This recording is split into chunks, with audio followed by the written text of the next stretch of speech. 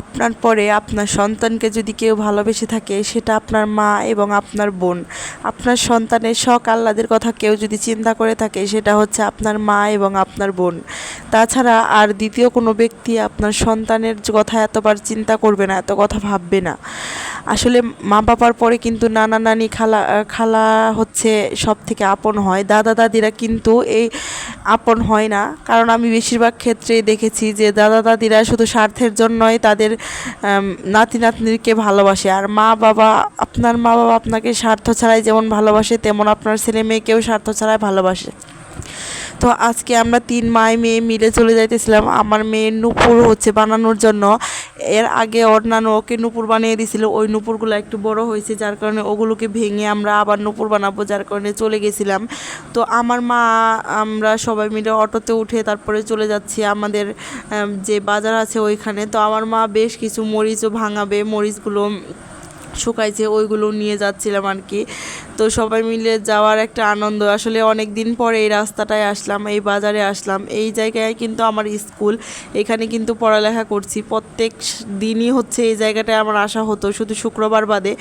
যখন প্রাইভেট পড়তাম তখন তো শুক্রবারেও আসা হতো। আর ইদানিং তো হচ্ছে মনে হয় 5-6 বছর পরে আসলাম এই জায়গাটাতে। তো আমি এবং আমার বোন এখানে বসে আছি। তো যেই স্বর্ণের দোকানের লোকটা উনি হচ্ছে কোথাও যেন গেছিল, তো উনি আসার পরে আমাদেরকে নূপুরের ডিজাইন দেখাইতেছিল। আগে যেই ডিজাইনটা ছিল ওইটা ভেঙে আমরা নতুন ডিজাইনে নূপুর বানাবো, যার কারণে হচ্ছে আমাদেরকে ডিজাইন দেখানো হচ্ছিল। তো আমরাও দেখতেছিলাম কি ডিজাইনে বানানো যায়। তো ভালোভাবে দেখার পর আমরা একটা ডিজাইন পছন্দ করি, তারপরে হচ্ছে একটু ইয়ে করি, তারপর আমরা বেশ কিছু কানের দুলের ডিজাইনও দেখলাম। তো এখন তো আর বানাবো না, যদি পরবর্তীতে কখনো বানাই সেই জন্য আর কি দেখলাম। দেখতে তো ভালোই লাগে, টাকা পয়সা লাগে না, কিন্তু বানাইতে গেলে তো লাখ লাখ টাকার প্রয়োজন হয়, স্বর্ণের যে দাম।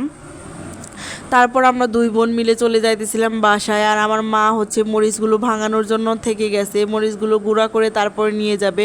তো যেহেতু আমার মেয়েকে নিয়ে আসছি আর আমার মেয়ে যেহেতু বেস্ট ফিটিং করে, তাই ওকে হচ্ছে দুধ খাওয়াতে হবে, যার কারণে আমি এবং আমার বোন খুব তাড়াহুড়ো করে নূপুরগুলো বানাইতে দিয়ে তাড়াতাড়ি করে চলে যাইতেছিলাম। তো এখানে শুধু একটা মাত্র অটোই ছিল, আর বেশি কোনো অটো ছিল না, যার কারণে হচ্ছে আমরা হচ্ছে চলে যাইতেছিলাম সেই অটোটাতেই বসে। তো একটু পরে আসলে হয়তো বা এই অটোটা আর পাইতাম না।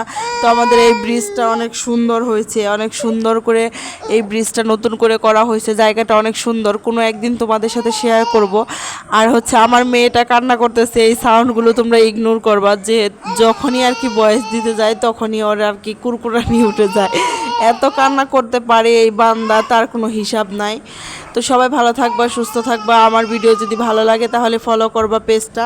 আর আমার ভিডিও যদি তোমরা আরও দেখতে চাও তাহলে আমার সাথে থাকবা এবং আমার পেজটাকে ফলো করে রাখবা। সবাই ভালো থাকবা, সুস্থ থাকবা। আসসালামু আলাইকুম।